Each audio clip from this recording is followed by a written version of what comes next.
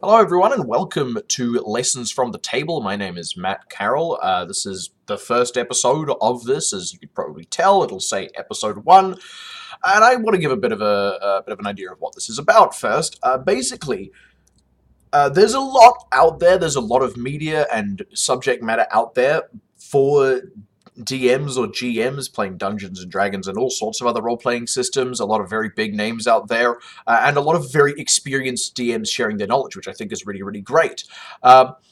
But I think also there is a bit of a lacking area, right? I think it's very easy to watch a lot of these really experienced DMs, like Matt Colville, the Gentleman on Web DM, even folks like Dale Kingsmill, Matt Mercer, all sorts, right? And they give all this great advice, and it comes from years and years of experience, but you're not at that same point yourself. It's useful to have that advice, but there's still an element of DMing that is learning as you go, and I kind of want to touch more on that side of things. That's what the series is about, Lessons from the Table.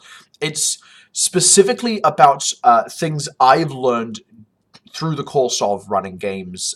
Specifically, I predominantly run Dungeons & Dragons 5th edition, and how I arrived at the conclusions that I arrived at, and like how I learned the lessons I learned, because I too looked at a lot of the media that was out there, and I still do, and I looked at a lot of it before I started, and I looked at a lot of it after I started, but I still had a lot of things I needed to learn, and I think that's quite an important thing, right? I think it's very easy for us to consume all of this media and go, cool, I'm now ready to be a great dungeon master, and then you sit down and your game sucks, and you can't figure out why. And I think it's easy to get disheartened. So I kind of want to give some more realistic lessons of like the kind of progression that really happens as a DM when you're at the table. So for this very first one, I want to share a bit of a peculiar lesson I learned. This is one of the very first things I ever learned as a DM. And that is that all the classes are equal as far as anyone is concerned. This is specifically Dungeons & Dragons 5th edition. Now, look, I think it is really easy on paper to look at each different class and see this one is, arguably stronger or weaker or what have you. But that's looking at it from a balanced perspective. I'm not looking at it in a balanced sense. I'm looking at it in a different kind of sense. And I also think the conversation of balance doesn't apply very cleanly to D&D. I'll probably go into more detail on that in a later video. But the lesson I learned with regards to this happened in a bit of an odd way. Right when I started out DMing, first campaign I properly ran. I ran a couple of sessions of stuff that fizzled out prior to this. This is the first time I ran a game. I had 5 people at my table instead of like 2. And it ran for, I think it ended up being about 8 consecutive months before that particular story came to its close. And right out the gate, I thought rogues were broken. Or not broken, but at least a problem. The campaign, I had a monk, I had a bard, I had a warlock, and then I had 2 rogues. One went swashbuckler, the other went arcane trickster.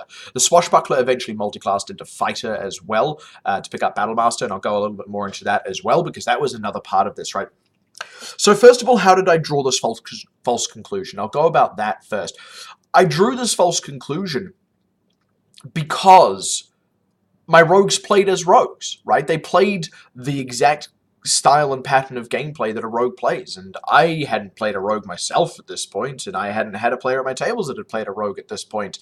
So what they wanted to do most of the time, or at least what the Arcane Trickster did, he had a bow and arrow, and he would hide, and then he'd shoot the bow and arrow, and he'd get sneak attack damage, and I was like, oh my god, that's so many dice. And then the swashbuckler, swashbucklers have a different way of getting sneak attack. If they're the only one in that combat in melee, they get sneak attack. So that's what he would do. He'd go right up, and he'd be the only one in there, and he'd get sneak attack. And the monk would go off and, take out some other things, and the other rogue would sit back and head away, and then the bard would do bard stuff, and the warlock would do warlock stuff, right? And everything seemed really good. Like, the warlock, would chuck out Eldritch Blast, or whatever other spell they decided was necessary at that point. The bard would chuck Bardic Inspiration here and there. They were playing a Valor Bard at the time, which was quite useful for these 2 rogues, and also for the monk in some extent. But I was finding the rogues troublesome. And there are a couple of things that stick out to me, right? First of all, there was an incident very early on, in fact, very first session early on, where my Arcane Trickster, who had picked up Mage Hand Legerdemain, or rather they were using that, was going to pickpocket an NPC who they felt was being rude to them. And I said no. Which is a terrible thing to do as a DM, and I know that now, right? At the time, I didn't. So this is actually a bit of a twofold thing, right? First of all, I, as a DM, was not at all prepared for Mage Hand, which is really daft when I think about it now, but I was very new to this. I hadn't really gone through every single bit of the PHB and the Dungeons Master's Guide, and I believe Xanathar's was close to being out at that point, but there was a lot of subject matter out there that was eventually released in Xanathar's Guide that was also relevant by this point. In fact, my player playing a swashbuckler is kind of part of that. That did exist prior to that in Sword Coast Adventurer's Guide, but after a couple of weeks of this campaign, that he was playing that. He was playing the official Xanathar's published version of it, etc., etc. So, back to the point. I just totally wasn't prepared for Mage Hand. And that seems really silly looking back on it, but I'm like, what the hell? Like, this guy could just pickpocket anyone. This is so... What? Like, this is ridiculous. The thing that I know now, that I didn't know then, is Mage Hand is basic, right? Like, I have a world where, theoretically, thousands upon thousands of people should know Mage Hand.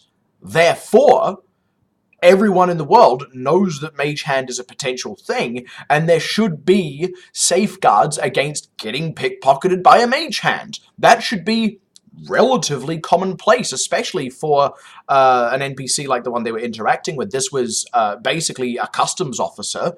You know, and there was a whole line of people. This isn't an official government building. There's probably some kind of sensor that trips the moment Mage Hand is happening, even if it's completely invisible like it's meant to be under Mage Hand Legerdemain.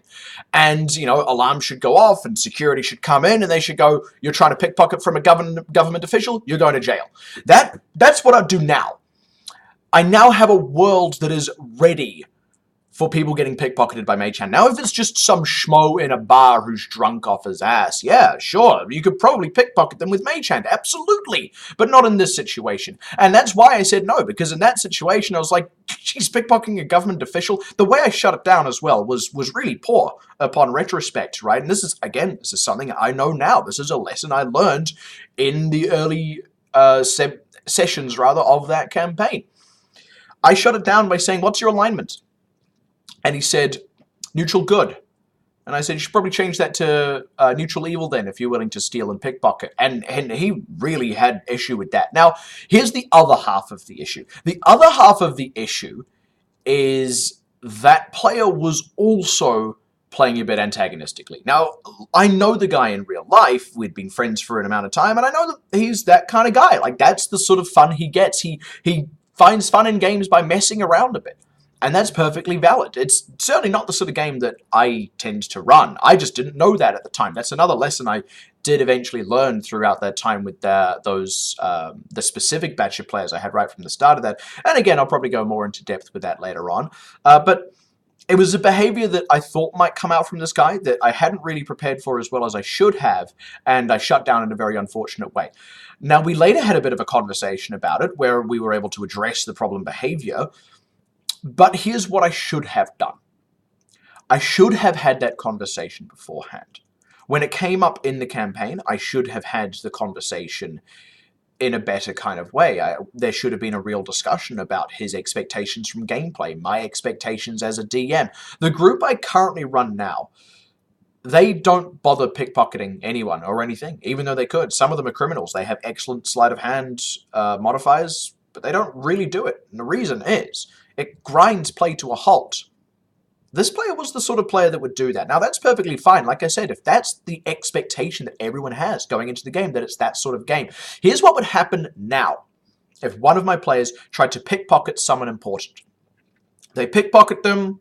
Let's say it's in a bar. They pickpocket some dude in the bar, and the dude goes up to the bartender. He's like, hey, I pickpocketed me. And the bartender's like, you lot, get out of here. And the party probably leaves. And they've got to figure out somewhere else to stay for the night. If they'd already put a down payment on rooms, boop, that's gone. There's consequences, right? There's consequences for the actions. Now, if the party is higher level and they could feasibly take on the entire bar, okay, if they say, you know, no, we're not going to leave the bar, and the bartender's like tries to get a bouncer to go and chuck them out or something, then the players can totally fight them. I'll go, all right, everyone roll initiative. I will let them kill the bouncer, destroy everyone, even if they want to do it non-lethally, right? Suddenly, they're criminals. They're charged with a crime. They were having a bath brawl, right? The town guards get involved. They come and round them up. Maybe the players go, no, we can take on these town guards. And they do that, sure. And it'll keep going up the chain, right? Until eventually it's a bounty hunter from, the capital that has heard about these criminals out in this town that are just getting increasingly dangerous. And they've been sent to dispatch the party. Suddenly, the gravy train ends, right? The party gets dealt with. Now, the reality is my players don't bother pickpocketing because they know that that's how it goes, right? I have now built a robust enough world that there is a realistic response to it. They don't pickpocket in my game for the same reason they don't pickpocket in real life, with some exceptions, because there are those parts of the world that are more lawless. And there are those players in my campaign that themselves are not good people, that are criminals, that will gladly take some coin off folk. But there are situations where it is obvious that that sort of behavior will escalate. That would be a situation like trying to pickpocket a customs officer. So those are the lessons I learned from that interaction with that player, attempting to pickpocket that particular NPC. First of all, I've learned how to address that sort of player and how to handle them, and how to have discussions about what they're expecting out of my game and about what I'm expecting out of them as a player at my table. I've also learned how to make a world robust enough that a player can pickpocket. I've also learned that if something like Mage Hand exists, so does something that detects Mage Hand. So does something that counteracts or protects against it. And that's a lot I learned from a minor interaction. This whole thing took about 5 minutes of one session, the very first session I ran of that particular campaign. Let's talk about the other rogue now, because this was a slightly different issue. This is a more combat-oriented issue. Now, the other rogue, the one I was just talking about, the Mage Hand one, did also play into this to some extent, just because of how rogues work with sneak attack. This rogue also multi-classed into fighter. They went into Battle Master with that. And these guys together, they played up until, I want to say, about level 7 in that campaign. And by the way, I also really fucked up experience in the early levels. So they all got way more. They went through the first, we started at level 3 and they went all the way up to level 7 before I really noticed what I'd been doing wrong.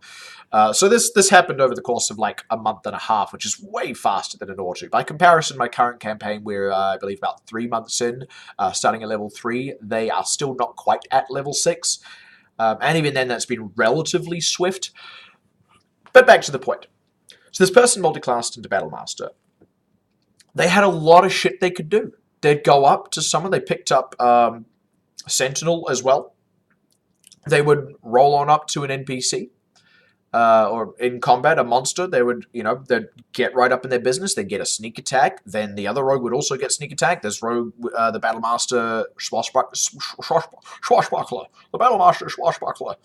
The Battle Master Swashbuckler would also lay out their sneak attack. They'd use a maneuver. They'd pump in all this damage, and then there'd be some crowd control. And the other one, the NPC, the monster couldn't disengage. There's, all these attacks of opportunity. It was wacky, right? It was a lot of stuff they could do compared to the Warlock and the Monk and the Bard. They were doing way more. There was just more stuff they could do. That was exactly why they'd taken the multi-class. Now, here's something I didn't realize at the time. This player was a min-maxer. Not in a bad way. I have a lot of players at my table now that are min-maxers, and I find it quite enjoyable. Everyone, to some extent, is somewhat min-maxed. Everyone wants to play something that's awesome. They want to pump their main stat to 20 as soon as possible. They want to have something that is relatively optimized. None of my players are super optimizers, except for one, but even then, everyone's close enough in power level that it's not that big a disparity. This, however, was different. This one player was far more of a min-maxer, far more of an optimizer than anyone else. He still engaged with the world. He still engaged with the role play. He was a great player for all intents and purposes. It's just, it didn't match up with how everyone else was playing their characters, how everyone else, rather, was building their characters. And that changed how I had to run combat. And I couldn't challenge this guy's character. No matter how hard I tried, could not challenge this character. It got to the point where combats went one of two ways. Either my party would absolutely nuke the monsters in one round, maybe 2. Or the monsters would absolutely nuke my party in 1 round, maybe 2. And the latter situation started happening more and more in the later weeks of this particular time period. Because I felt like I needed to challenge them, and this was kind of the only tool I felt I had in my belt. And that was a real problem. Like, the only healing they had was the Bard. There were a couple of weeks of play there where if the Bard had gone unconscious, probably would have TPK'd against things that, by merit, the party probably should be beating. And that wasn't great. So, again, I learned a couple of important things from that time. I learned, again, how to sort of address this with the player. You know, it's laying out that expectation. What sort of game am I running? What should you expect from me as a DM? What should I expect from you as a player? And also, I can now handle combat much, much better. That rogue that sat in the back hiding every turn and then shooting their bow, I don't let that happen anymore. Not all the time, at least. Absolutely, the rogue should be allowed to hide and shoot their bow a significant amount of their time. They should also be moving between turns realistically so that there is somewhere to hide, but there might not always be somewhere to hide. And also, the enemies aren't necessarily going to just let them sit back. Someone's going to run up and deal with this thing that's pumping out crazy damage with its one bow and arrow, right? And also the one that sits up at the front line, there are weaknesses. There are absolutely weaknesses that can be exploited. Also, if it's coming down to the party nukes the monster or the monster nukes the party, there is an issue of action economy there as well. By the time it was the situation that the monster was nuking the party, it was because I was running still just one or two monsters and they were really, really overtuned. Like, most of my combats would be, you know, one or two things, maybe. Which is bizarre, because the very first combat I ran for this group in the very first session was a massive bandit group. Like, I'm talking about 10 bandits for this party of 5. And it was, you know, it all worked out challenge rating wise. It all made sense. It was a reasonable challenge. It came in a couple of waves, and it was a pretty interactive combat. It was a decent combat. I would like to say so myself. But I ran into this problem later on, where frankly I was running combats poorly. And that's really what it came down to. So what did I learn from that? Well, I learned how better to balance my combats. I learned all the things I have at my disposal. I learned how to better understand the patterns of play for any given class and subclass as well within that, because the pattern of play can change very significantly between subclasses, rogues being a great example. Some are great at sitting back with a crossbow, some are great at going in right in the front and staying in the front, like the swashbuckler. I learned how to better come up with enemies and find enemies in the monster manual that would challenge these players specifically, these characters specifically. I also learned when to stop that. It's not fun if every single combat you're being prevented from hiding and getting your sneak attack damage off and sitting back safely at range. Sometimes you've just got to let the class do what the class does best, because that's why players play a class, because they want to do that thing that the class does. They want to, as a monk, go up front and pummel an enemy to death with like 4 attacks in a turn and then, you know, vanish out, you know, disengage, and suddenly they're 20 feet away again. They want to be able to do that. The rogue wants to be able to hide and fire off a pot shot and do crack amounts of damage each turn, right? You got to let the class fantasy happen sometimes. In fact, I'd say you want to let it happen most of the time. I could probably give a specific percentage, but I don't think that's really constructive. I don't want to give people a number that they feel like they have to hit. And then there's also the times where you want to be challenging that, right? They shouldn't be getting it all the time. It keeps things interesting. It keeps things dynamic. And ideally, you actually want to get the perfect balance between the two, where you're challenging them, but they're still able to do it. That's great. That is excellent. If your rogue is in a situation whereby each turn they have to actively think, okay, where do I need to go right now so that I can hide and fire off the shot? Or where do I need to be at the end of my turn so that I can try and hide? What do I need to do? Given that the battlefield has shifted since my last turn, what do I need to do? They should be interacting with the fight and thinking. This particular player was bored out of his mind because there was nothing interactive about it. Most things were relatively static. And that was because the monk and the other rogue were generally going up the front, kind of locking enemies down, but I can have more enemies. I can do anything. I'm the dungeon master. And I didn't really know that at the time. I wasn't aware, at least, of all the tools I had at my disposal. Now I run much, much better combats, if I do say so myself. I'm able to adjust the action economy depending on how challenging I want something to be. You know, I'm kind of at the point, I call it like it's sort of the inverse Dark Souls lore, right? You know shit's getting real in Dark Souls where the bosses are the same size as you, rather than when they're massive, right? It's pretty scary for my party to face down 10 of a creature, but they do know, secretly, the players, they do know that one way or another, the combat is relatively balanced. Each individual of these 10 is probably not going to be too scary. Come up against one thing, it's going to suck. And it's going to be a terrifying thing to fight. And then there's the other end of that spectrum as well. In my main campaign, the party recently assaulted a camp. I had this all fully fleshed out and set up. There were 150 goblinoids in this camp. They only had to kill 5. They only had to kill the Hive Command. There was still 150 potential members of that combat, not including the party. And again, when you're looking at that, right, that's a number that's so big, it doesn't even matter if it's just, low challenge rating goblins, still terrifying. And I have a better handle on that now. I did not, at the time I started DMing for Dungeons & Dragons. So now I don't think rogues are OP. I don't think rogues are broken. I was just an idiot. I did not know as much then as I know now. And that's why I want to share this knowledge, right? Because, I knew cerebrally that all the classes were relatively in line with one another, right? There was no one class that is absolutely bonkers compared to all the others.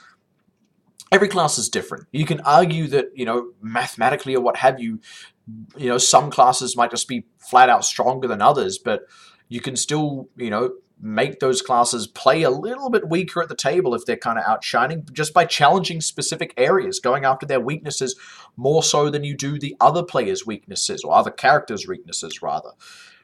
There's a lot of stuff you can play with in that regard, and I'll go into that a little bit more when I do cover the idea of quote-unquote balance in D&D between classes, because I think it is important to understand when you're designing combats, but for now, I want to admit that I thought rogues were broken. If you had talked to me at that time, I would have said, yeah, rogues seem a bit nuts. Like, I don't know, there's this problem here.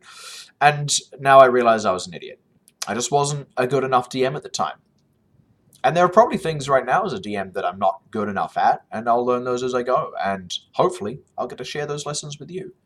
So thanks very much for tuning in. That was the very first episode of Lessons from the Table with me, Matt Carroll. I'll see you next time.